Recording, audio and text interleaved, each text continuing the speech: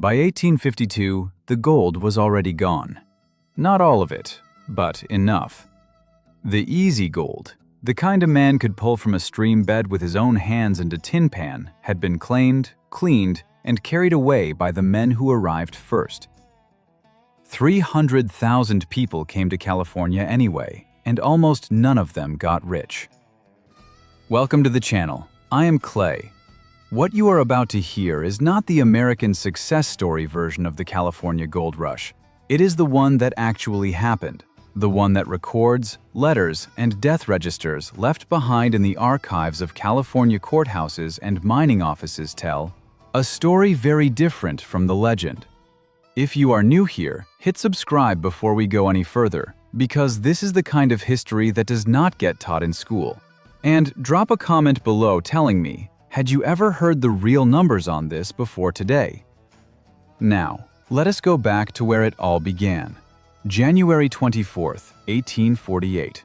A carpenter named James Marshall was inspecting the tail race of a sawmill on the American River in the foothills of the Sierra Nevada, near a place called Coloma. He noticed something glinting in the shallow water.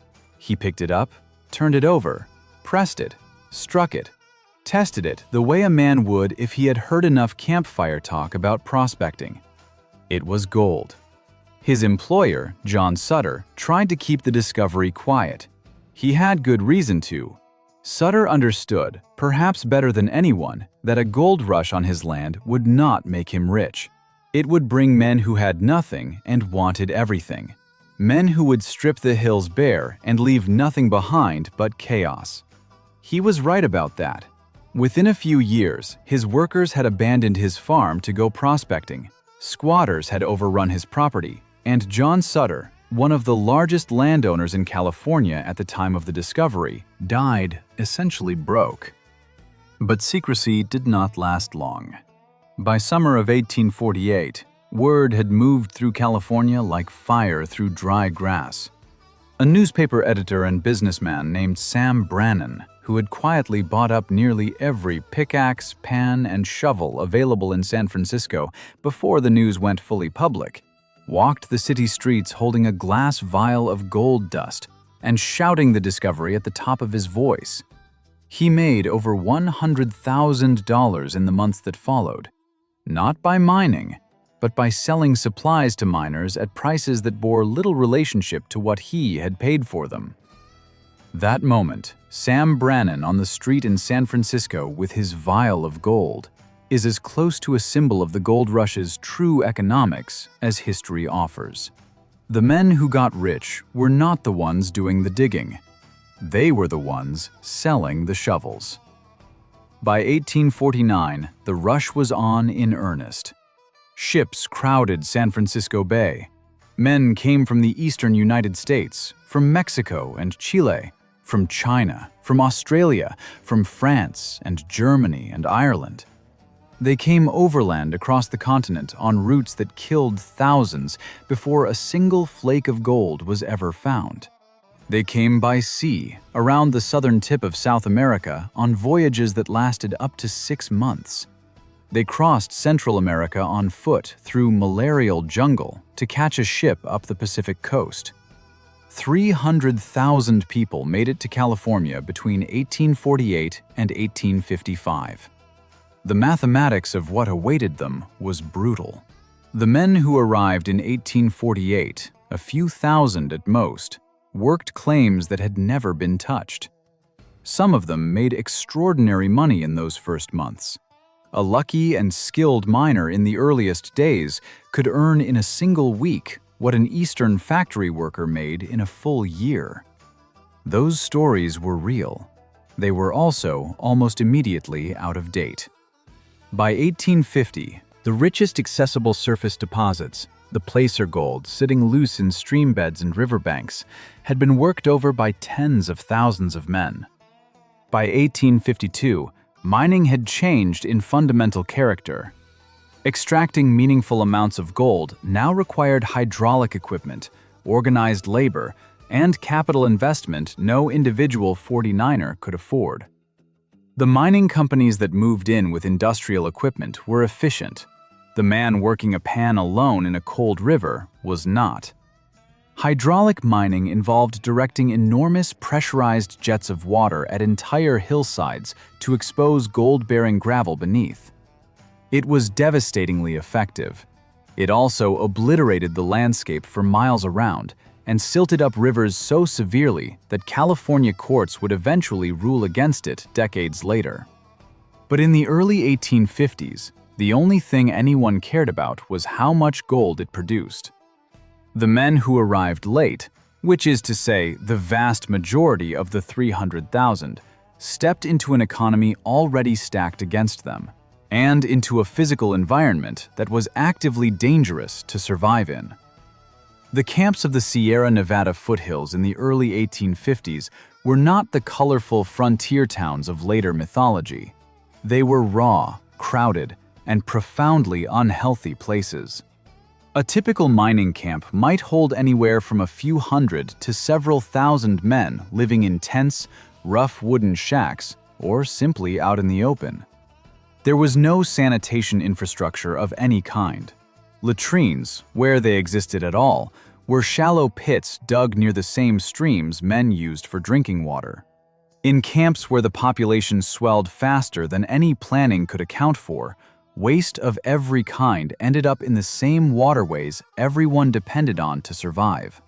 The consequences were predictable, and they were severe. Cholera moved through mining camps with devastating speed. The disease, spread through contaminated water, could kill a healthy man within hours of his first symptoms. Dysentery was endemic, chronic, and wearing, grinding men down over weeks and months. Scurvy appeared regularly in camps, where fresh vegetables were either unavailable or priced so high that a struggling miner simply could not reach them.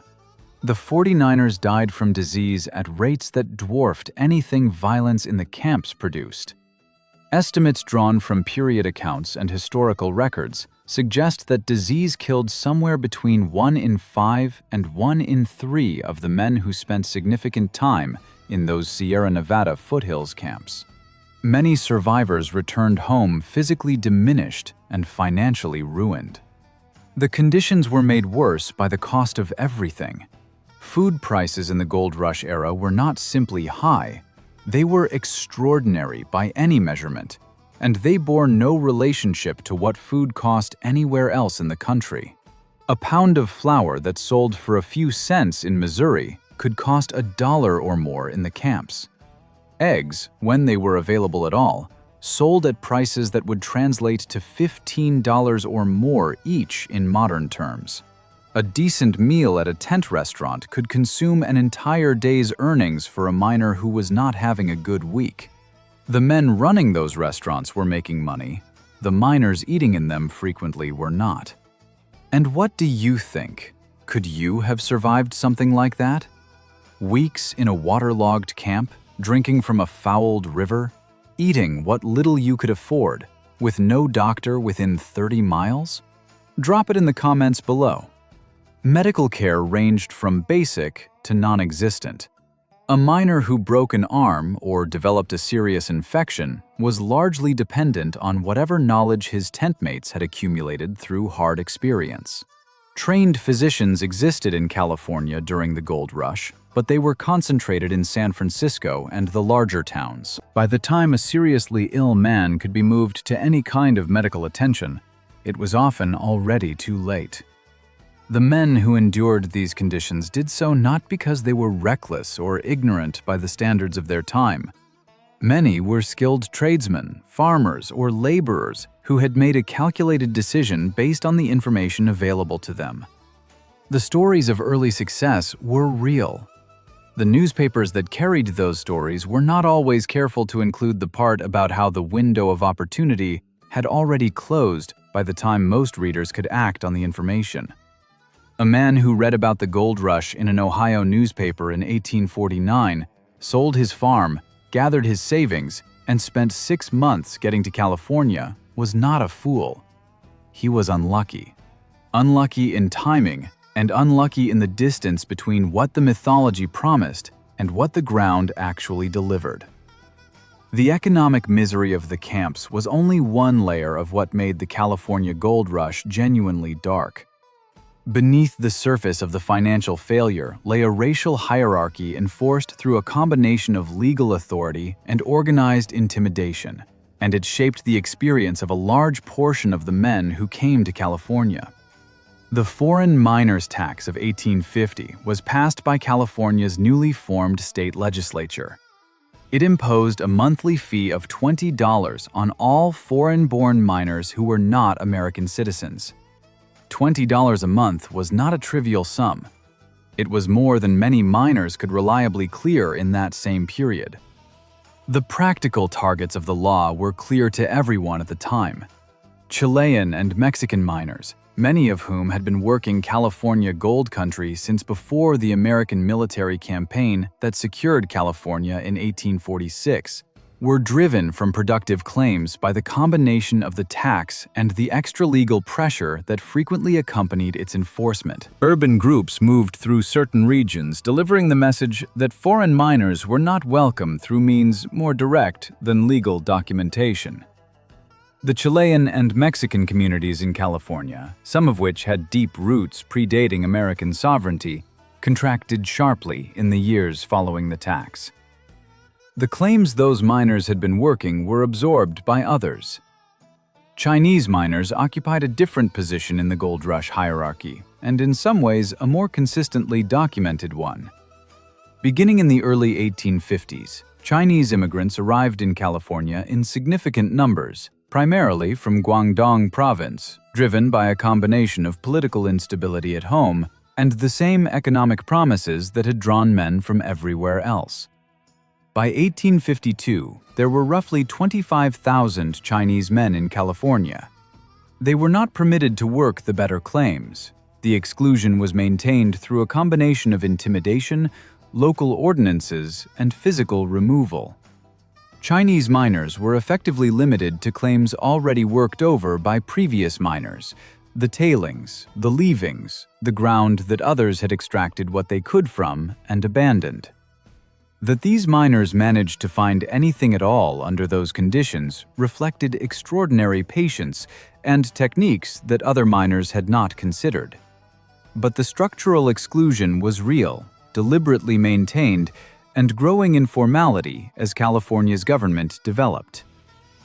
The position of native Californians during the gold rush was the most extreme of all, and it is one of the aspects of this history that most accounts treat with the least honesty. Before European contact, California had been home to one of the most densely populated indigenous regions in all of North America. By the time gold was discovered in 1848, the native population had already been dramatically reduced by disease, displacement, and the violence of the Spanish mission system. But tens of thousands of native Californians still lived across the region. What followed was catastrophic. In 1850, California's legislature passed a law called the Act for the Government and Protection of Indians. The name was a deliberate cover for what the law actually did. It created a formal system allowing the indenture of native Californians, including children, to white settlers and employers, under terms that offered no meaningful compensation and no realistic path to freedom. This was, in functional terms, a system of coerced labor operating at the same moment the rest of the country was engaged in its great debate over abolition. Beyond the formal legal structure, there were organized campaigns of violence against native communities throughout the gold rush years. State-funded militia operations were conducted across the foothills and valleys of California in the early 1850s. The state of California spent hundreds of thousands of dollars financing these operations. The native population of California, estimated at around 150,000 at the time of American acquisition, had been reduced to roughly 30,000 by 1860. Historians who have examined this period carefully have not been ambiguous about what that reduction represents. All of this was happening while the 49ers were writing home about their adventures. The long human cost of the gold rush cannot be measured only in men who died in the camps or communities driven from their claims. or the native Californians whose world was destroyed inside a single decade. It is also measured in the thousands of men who spent everything they had to reach California, found nothing worth reporting, and then discovered they did not have enough money left to leave.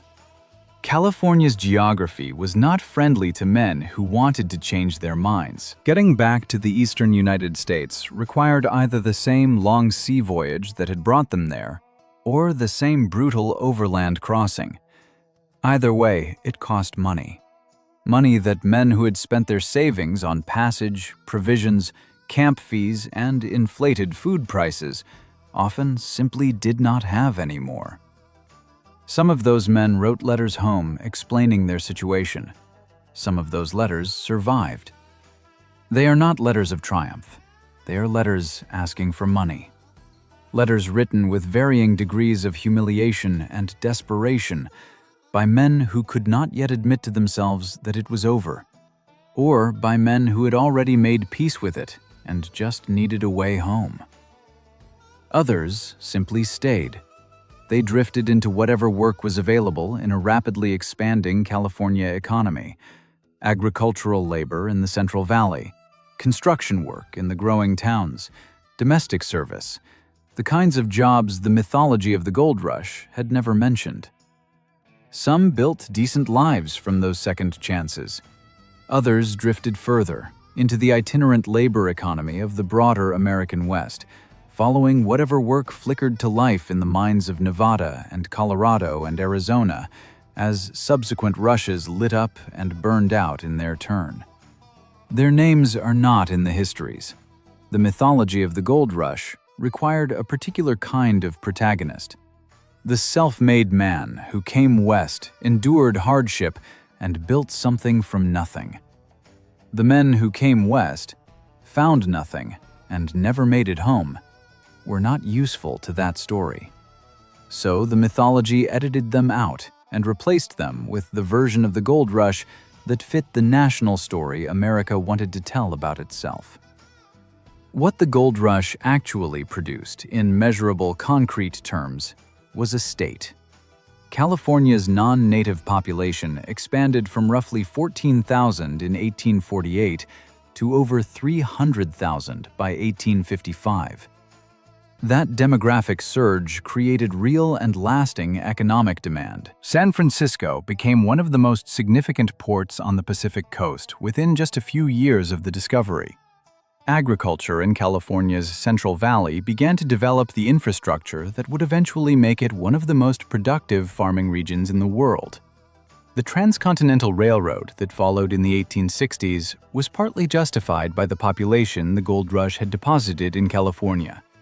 But the wealth generated in those years did not flow to the men who had dug for it. It flowed to the merchants who sold them supplies, to the landlords who charged them rent, to the shipping companies that charged them passage, to the investors who bought out their claims and brought in hydraulic equipment, to the lawyers and politicians who shaped California's legal framework in ways that protected property and capital far more reliably than they ever protected labor. The men who got rich from the California gold rush were, with rare exceptions, not the men holding the pan. They were the men who understood, sometimes from the very beginning, that the gold everyone was really chasing was not in the ground.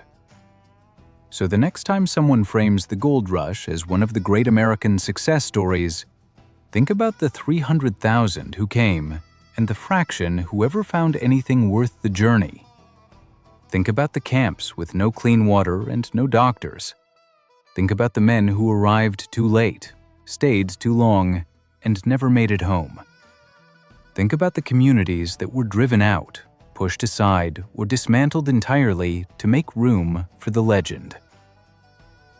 And which part of this story surprised you most? The economics, the conditions, the legal machinery built to exclude entire communities? Or the way the history was written to forget the people who did not make it? Leave it in the comments. I read every one. If this is the kind of history you want more of, subscribe and stick around. The real West is always more complicated and more honest than the legend.